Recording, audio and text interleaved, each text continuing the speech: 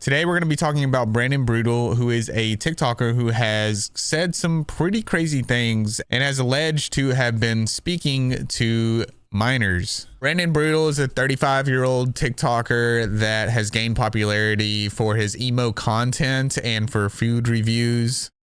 He's gained over 1.3 million followers on his main account, and on another one he has 300,000. But beneath the surface, he is seemingly a harmless emo persona. Now let's quickly rewind to 2020 when Brandon first started gaining his popularity on TikTok. His content consisted mainly of emo-themed videos, lip syncing, and food reviews. Hello, I'm doing another Monster Energy drink review. After this, I'll get back to making the videos with music and everything. I just want to do this video first. Okay, so I'm going to be trying today the Monster Energy watermelon. The regular watermelon, not the ultra. I guess the ultra doesn't taste as good as just regular, but it's probably because it doesn't have as much sugar in it. I don't know. Here we go. So Monster Energy drink, so Monster Energy watermelon. Let's go.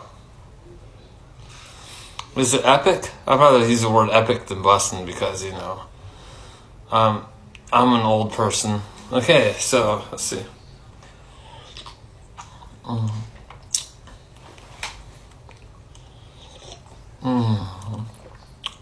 Yeah, that's epic. Yeah. At first glance, Brandon seemed like an eccentric, just a somewhat awkward guy who never quite grew out of his emo phase. But unfortunately for him, as he grew his following, people started to notice some red flags. In early 2022, Brandon posted a concerning video that led many to believe that he had taken his own life. He said things like, "Oh, I did something and I won't be here anymore." And this caused a lot of people to be worried about his well-being, of course, right? Hey, I'm making this video to say thank you for everyone supporting me, and I just did something that I'm probably not going to be here anymore for, because I just I did something, and I don't think I'm going to be living anymore. So I'm so sorry about that. I mean, I don't care that my teeth are dirty. I'm about to die. Yeah, I'm so sorry, everyone. I'm not going to be alive anymore, I don't think, today. So well, thank you, everyone. I love all of you. And if my friend Cadis is seeing this, you mean a lot to me and everything. And I just want to say, everyone, thank you for supporting me, because I had a huge fear of the unpardonable sin. I started not being able to sleep, which really scared me. So now I've done something, and I don't think I'm going to be here anymore. But I love you all. Sorry. Goodbye. And this led to people posting all kinds of posts on Reddit, like Brandon Brutal has passed away, TikTok legend Rip King, with some pretty sad music behind these tributes to him. And as well as news articles putting titles like Brandon Brutal, TikTok star's death reports, video cause concern. Well, it turned out to be a misunderstanding, and Brandon later explained that he had taken the wrong medication and thought that he might overdose. But some people thought I faked my death, but I didn't. What happened was, after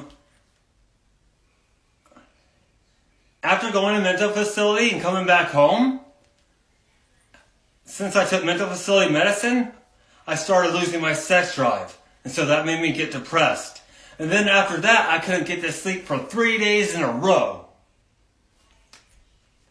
And so not having a sex drive anymore and not getting to sleep for 3 days in a row drove me to suicide. I took like 3 bottles of aspirin, and then I went home, all the way home, and went to sleep in my bed. And then out of nowhere, people started grabbing me out of my bed. They took me to the hospital. I stayed there for several days, and then they took me to the mental hospital for a week. So yeah, so I couldn't contact anyone letting them know that I was okay, because, you know, I was put in mental hospital for a while.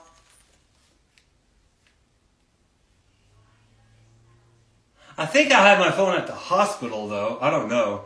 But yeah. Yeah. So, yeah, I didn't die. It was a serious attempt, though, but it didn't happen.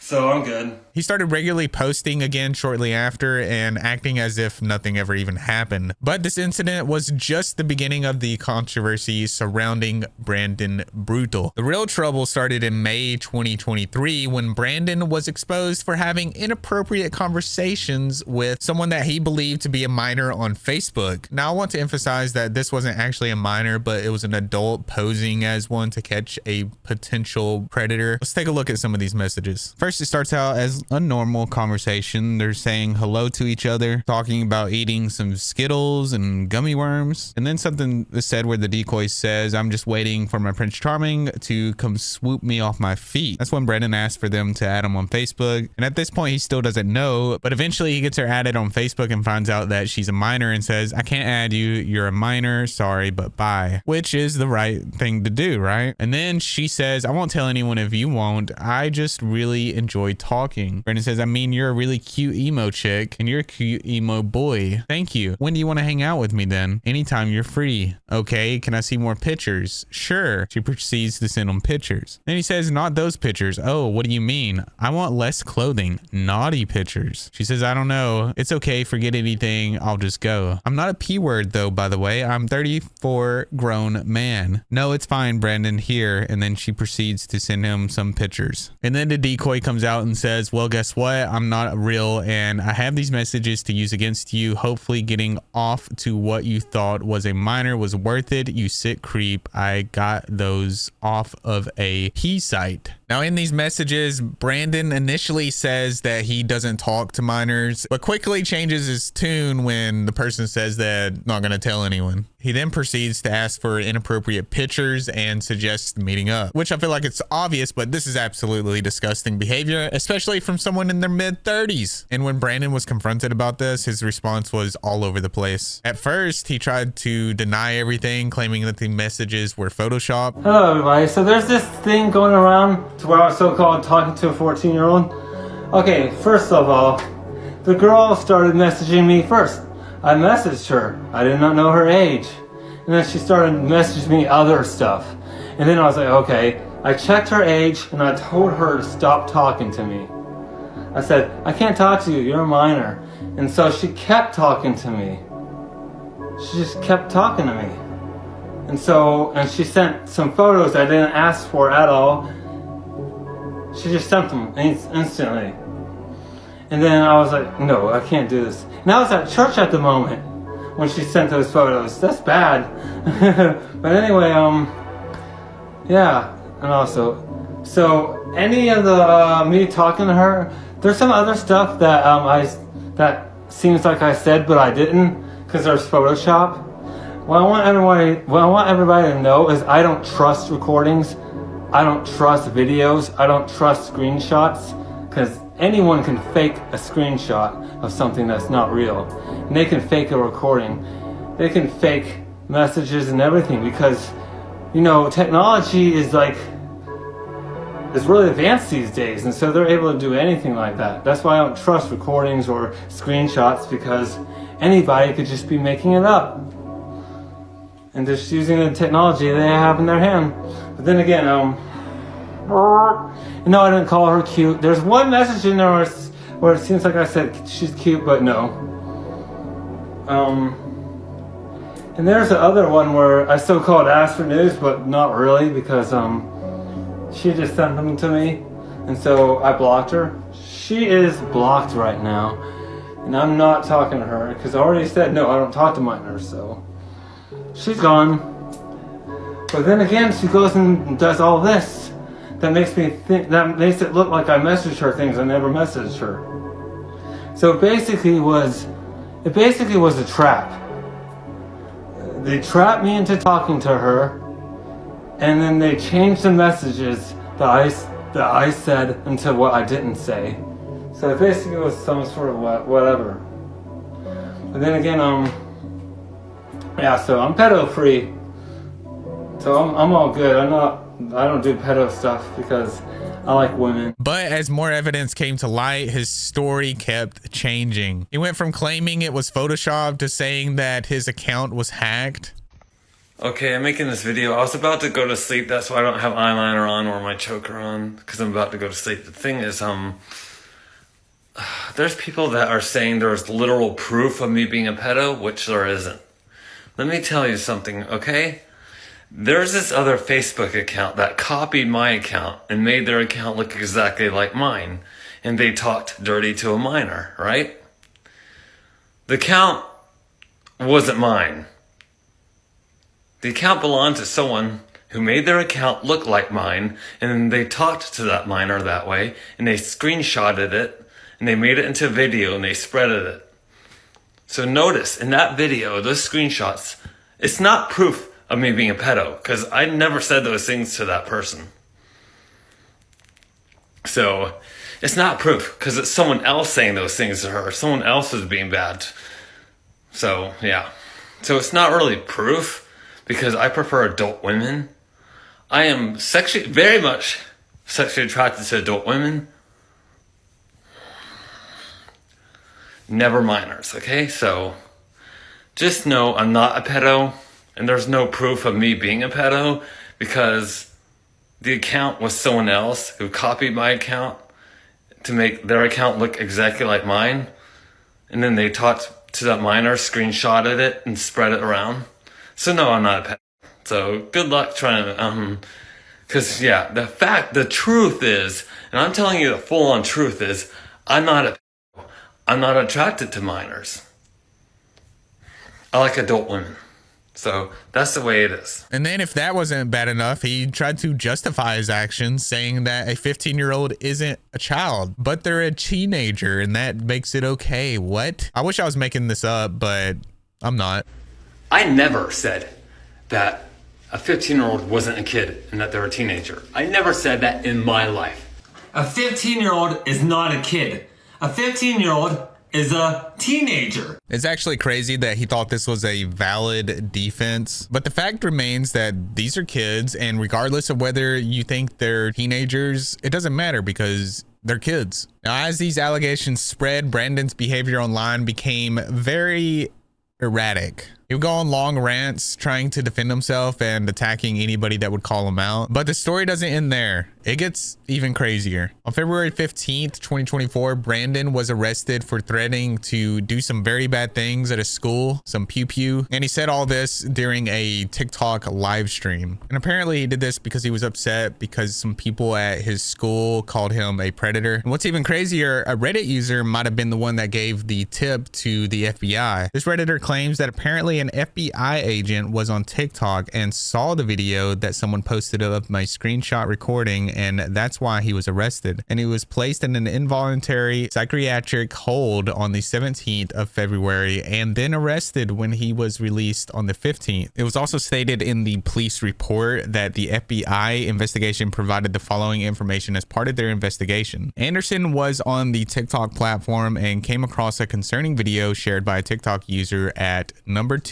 with Has Milf Fry. The TikTok video from Brandon Brutal discusses being bullied and living next to a school. The students of the school routinely called him a P-word. Brandon Brutal stated in the video, well, maybe if I just go over there with a pew-pew and get rid of the school, then people will stop saying that. Now, I don't know how much truth there is to this, but Brandon was charged for making threats of mass violence on educational property and held on a $50,000 bond. And the court ordered him to stay away from the school that he threatened. But here's what's even crazier. This wasn't Brandon's first rodeo when it came to making threats. And according to the police reports, he had previously threatened a Walmart in 2020 and made a threat to a university campus later that same year. Walmart contacted 911 in reference to him threatening to get a 7 and shoot up the place because people were following him and videotaping him, and he was taken off the work schedule for Walmart after this incident. University Satellite Campus contacted 911 in reference to receiving a threat via phone call. The number was tracked to him, and lucky for him, there were no charges. And honestly, it seemed like Brandon had this pattern of resorting to violent threats when things didn't go his way. Now, after his arrest, Brandon was released on pretrial house arrest, confined to a motel room with an ankle monitor. You would think that this would be a wake-up call, right? Well, not necessarily. Brandon immediately jumped back on social media, trying to defend himself and make excuses for his behavior. behavior. Here's a taste of what he was posting after his release. Oh, this guy Mikey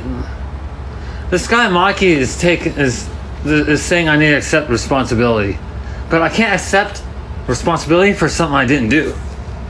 I don't want to have to talk about this stuff, but I'm being messaged about it right now.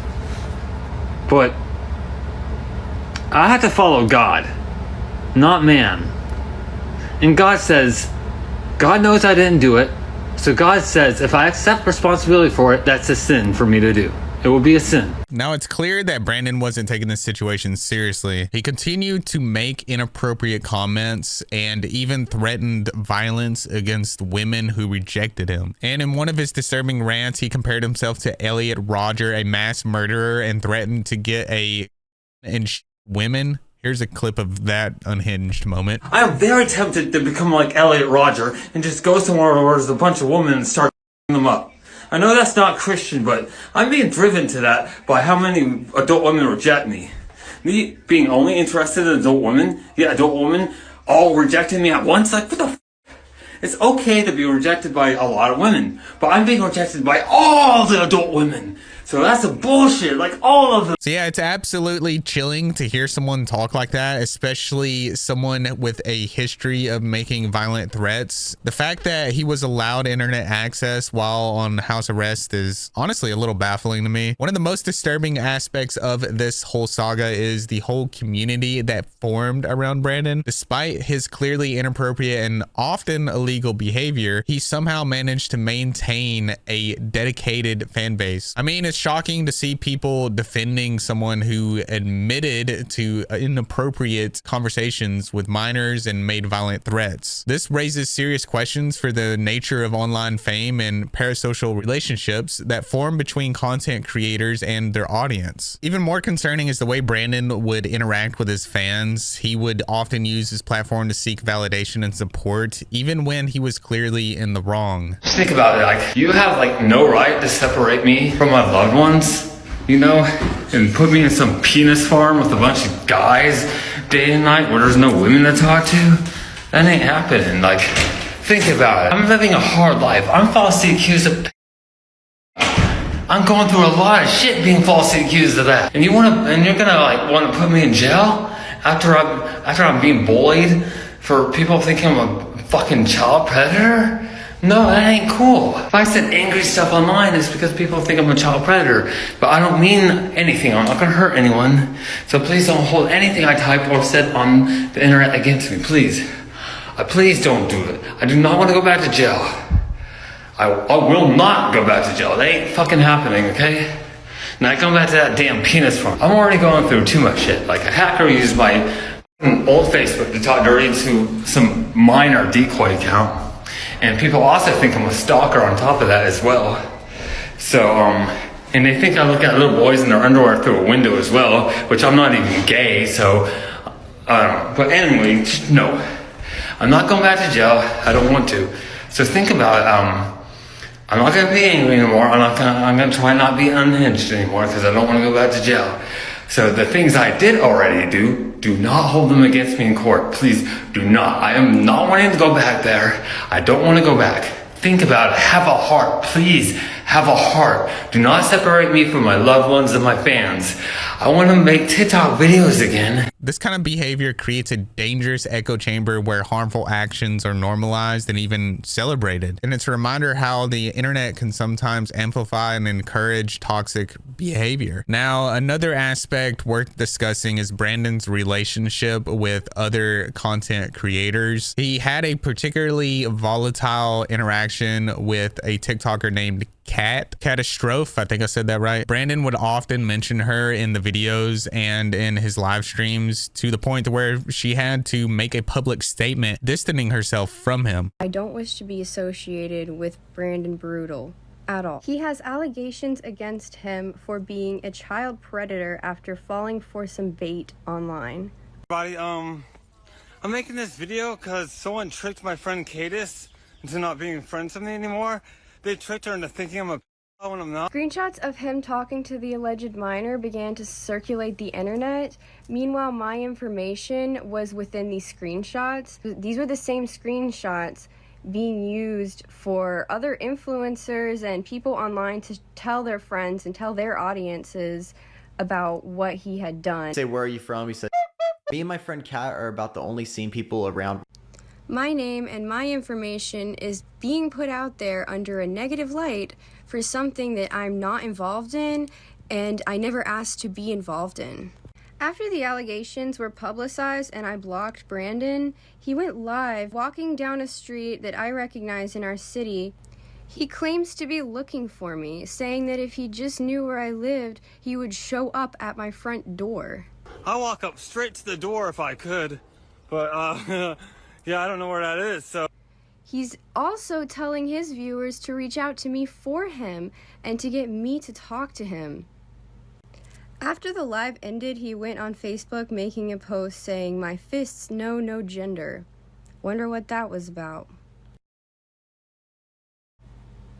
I've been in contact with the police, and I really thought that all this stuff would eventually die down and the internet would move past it, but he has been continually talking about me in his videos. I had a picture of Cat Catastrophe in my phone, and not that long ago, I was kind of Meanwhile, my information is still being spread around the internet.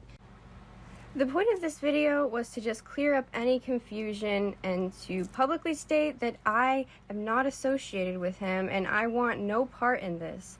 This is harassment and I'm working to put a stop to it. Thank you guys so much for watching this and understanding. The fact that he was able to continue posting and grow his audience despite multiple instances of inappropriate behavior raises questions about content moderation and the responsibility of social media platforms. And I want to take a moment to address something important. Some viewers have pointed out that Brandon might be on the autism spectrum, and while I'm not a mental professional and can't diagnose anyone, it's worth considering how this might factor into his behavior. However, and I want to be very clear about this, having autism or any other mental health condition is not an excuse for predatory behavior or making violent threats. It might explain some social difficulties, but it doesn't justify his actions. As of most recently, Brandon has gone radio silent on media. There's speculation that he might have violated probation with his recent online behavior and has been taken back into custody. And just real quick, I want to emphasize on how serious this situation is. Brandon Brutal's story is a perfect example of how online fame can enable and sometimes encourage harmful behavior.